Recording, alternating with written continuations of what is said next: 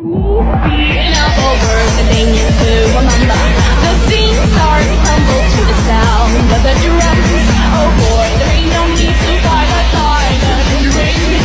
It ain't no big thing, just show her a little.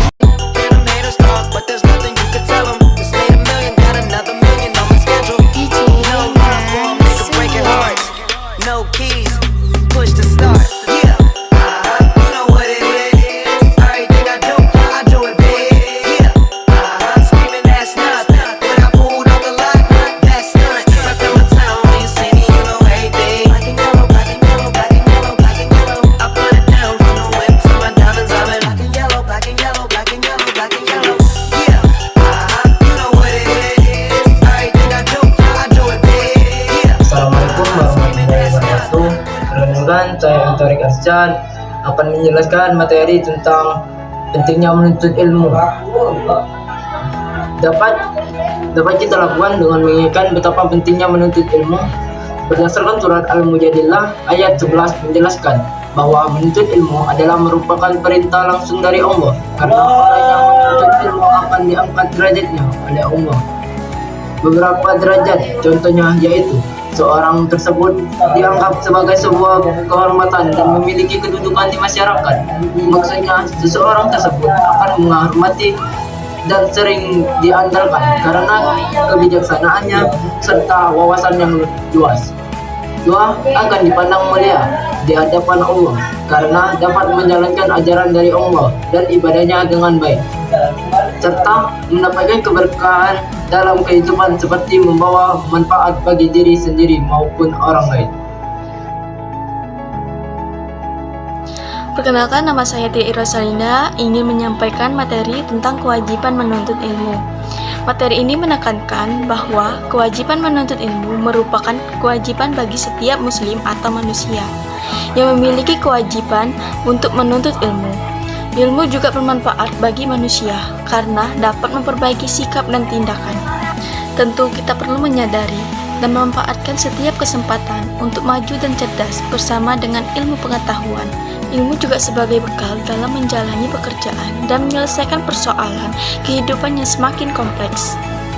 Dengan ilmu, pekerjaan yang dikerjakan akan membuahkan kebenaran dan keadilan dan bermanfaat bagi diri sendiri maupun orang lain.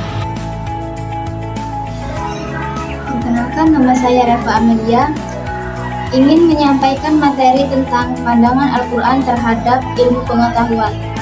Adapun pandangan Al-Quran terhadap ilmu pengetahuan. Dalam pandangan Al-Quran, ilmu pengetahuan jauh lebih penting daripada menemukan teori ilmiah, karena teori-teori ilmiah pengetahuan di dalam Al-Quran, melainkan untuk melihat adakah ayat-ayat Al-Quran bertentangan dengan berbagai temuan ilmu pengetahuan, serta dengan melihat adakah Al-Quran memberikan dorongan spirit, arahan, bimbingan, dan pedoman bagi pengembangan ilmu pengetahuan. Perkenalkan, nama saya Elsa Saputri Ramanda.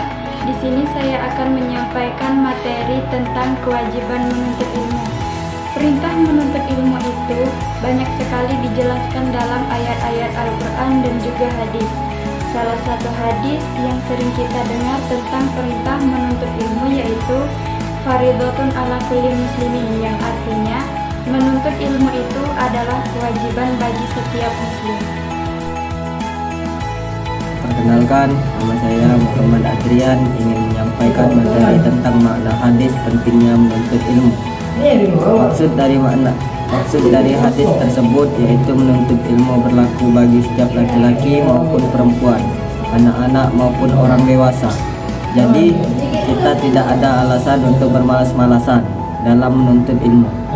Mungkin dengan memahami bahwa ilmu merupakan jalan menuju kemajuan umat dan kesejahteraan masyarakat, kita dapat semakin terdorong untuk mengembangkan ilmu pengetahuan dalam berbagai bidang sebagai bentuk ibadah dan kontribusi positif kepada dunia.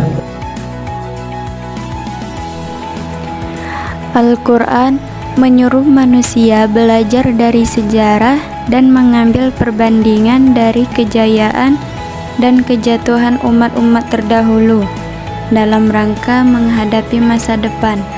Pesan-pesan samawi dalam Al-Quran itu sejalan dengan semua tingkatan perkembangan ilmu pengetahuan dan peradaban.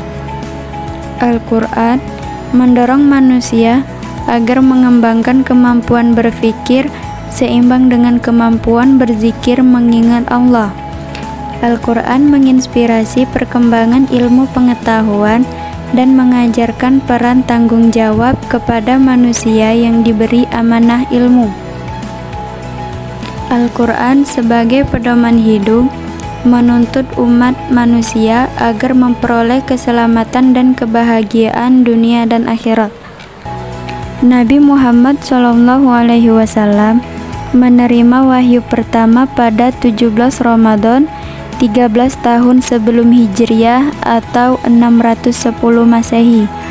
Turunnya wahyu pertama menandai pengangkatan Nabi Muhammad SAW sebagai Nabi dan Rasul terakhir. Tidak ada Nabi dan Rasul sesudah Nabi Muhammad.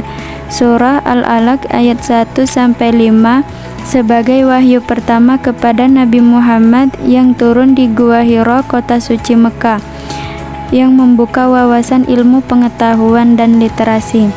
Mushaf Al-Quran yang ada sekarang tidak berbeda dari yang dibaca oleh Nabi Muhammad dan para sahabatnya. Susunan 114 surah dan 6.000 ayat Al-Quran diberitahu malaikat Jibril yang datang setiap Ramadan kepada Nabi Muhammad, dan Nabi memberi tahu para sahabat yang ditugaskan sebagai penulis wahyu. Turunnya wahyu kepada Nabi Muhammad SAW berlangsung selama 22 tahun. Hal itu memberi pelajaran tentang metode penerapan hukum secara bertahap. Sejarah turunnya ayat-ayat Al-Quran mengandung pelajaran bagaimana seharusnya membuat undang-undang dan peraturan yang disesuaikan dengan situasi, kondisi, dan kesiapan masyarakat.